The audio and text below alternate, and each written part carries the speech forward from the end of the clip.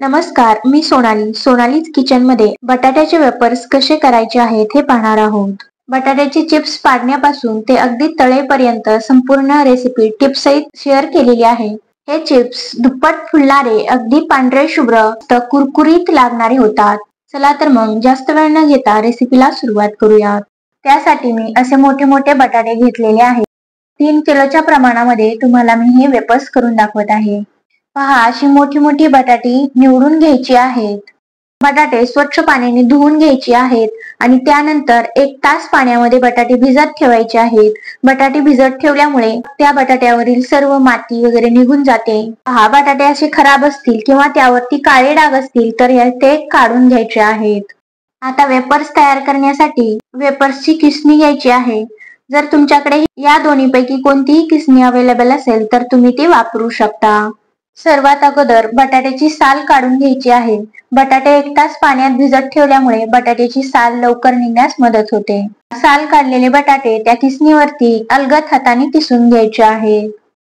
पहा, बटाट्याच्या चकल्या एकदम मस्त व्यवस्थित होत आहेत. जास्त पातळही नाही आणि जास्त जाडही नाही.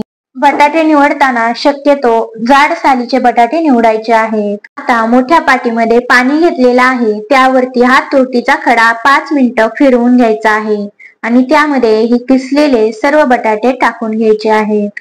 आता साल काढलेले बटाटे डायरेक्ट त्या तुरटीच्या पाण्यामध्ये किसून घ्यायचे आहेत. त्यामुळे बटाट्याचे काप आपले काळे पडणार नाहीत. बटाट्याची साल जर पातळ असेल तर त्या बटाट्यामध्ये जास्त प्रमाणात स्टार्च असतो. बटाट्यामध्ये जास्त प्रमाणात स्टार्च असल्याने बटाट्याचे वेफर्स काळे पडतात. त्यामुळे बटाटे निवडताना आपण जाड कातड्याची निवडायची आहेत. बटाटे किसताना अशी तिरके धरायचे आहेत. त्यामुळे बटाट्याचे काप मोठे मोठे पाडले जातात. मधून मधून असे बटाट्याचे काप तुरटीच्या पाण्यामध्ये हलवून घ्यायचे आहेत, जेणेकरून त्यामध्ये असणारा स्टार्च निघून जाईल. गावाकडून माझी बहीण आलेली, तिने मला हे बटाट्याचे वेफर्स तयार करण्यास मदत केली होती. तुम्हाला जर एकट्याला बटाट्याचे वेफर्स करायचे असतील तर साली काढून घेतलेले बटाटे पाण्यामध्ये टाकायचे आहेत, जेणेकरून ते काळे पडणार नाहीत. त्यानंतर तुरटीच्या पाण्यामध्येच बटाट्याचे काप करून घ्यायचे आहेत. खूप साऱ्या गप्पा मारता मारता बटाट्याचे साली काढून झालेले आहेत. त्याचप्रमाणे बटाट्याचे कापही तयार करून झालेले आहेत. आता तयार झालेले हे बटाट्याचे काप त्या पाण्यामध्ये व्यवस्थित वर खाली पलटून घ्यायचे आहेत. 5 मिनिटासाठी हे बटाट्याचे काप तुरटीच्या पाण्यामध्ये असेच भिजत ठेवायचे आहेत. 5 मिनिटं झालेली आहेत. पुन्हा हे बटाट्याचे काप या तुरटीच्या पाण्यामध्ये धुवून घ्यायचे आहेत. पहा, बटाट्याचे काप एकदम प्रॉपर पाडून घेतलेले आहेत. जास्त जाडही नाही आणि जास्त पातळही नाहीत. आता एका मोठ्या पातेल्यामध्ये निम्म्याच्या वरती पाणी घेतलेलं आहे. त्यामध्ये 5 मिनिटं अशी तुरटी फिरवून घ्यायची आहे. जर तुमच्याकडे तुरटीची पावडर असेल तर तुम्ही 1 चमचा पावडर त्या पाण्यामध्ये टाकून घ्यायची आहे. तयार केलेले बटाट्याचे काप शिजवून घेण्यासाठी पातेलं गॅसवरती ठेवून घेतलेलं आहे. त्यामध्ये 5 मिनिटं भिजत ठेवलेला हा तुरटीचा खडा काढून घेतला. त्या पाण्यामध्ये चवीनुसार मीठ घालून घ्यायचं आहे. मी इथे 2 चमचे मिठाचा वापर केलेला आहे. मीठ पाण्यामध्ये विरघळवून घ्यायचं आहे. पाणी गरम झालेलं आहे. त्यामध्ये आता हे तुरटीच्या पाण्यात भिजत घातलेले बटाट्याचे काप घालून घेऊया. गरम पाण्यात हे बटाट्याचे काप वर खाली करून घ्यायचे आहेत. गॅस मीडियम फ्लेम वरतीच ठेवायचा आहे. तुमच्याकडे जास्त बटाट्याचे काप असतील तर तुम्ही हे 2 बॅच मध्ये तयार करून घ्यायचं आहे. घेतानाच मोठं पातेलं घेतलेलं आहे, त्यामुळे हे माझे बटाट्याचे काप एकाच वेळी शिजून निघतायत. जर तुमच्याकडे वेफर्सची किसणी नसेल तर तुम्ही चाकूच्या साहाय्याने देखील बटाट्याचे काप तयार करू शकता. बटाट्याचे काप अगदी पूर्णपणे न शिजवता हे 70% शिजवून घ्यायचे आहे. त्यातील 1 काप घ्यायचा आहे आणि त्याची अशी गोल गुंडाळी करून घ्यायची आहे. म्हणजेच आपले बटाटे व्यवस्थित 70% शिजलेले आहे. हे पाणी वरून फेसाळल्यासारखं दिसत आहे, म्हणजेच आपले बटाटे शिजलेले आहेत. ते काढून घ्यायचे आहेत. काढण्यासाठी मोठं पातेलं घेतलेलं आहे. त्यावरती अशी चाळणी ठेवलेली आहे, जेणेकरून आपल्याला त्या बटाट्यातील पूर्णपणे पाणी काढून घेता येईल. त्याचे काप जर जास्त शिजवले तर त्याचे तुकडे पडण्याची शक्यता असते.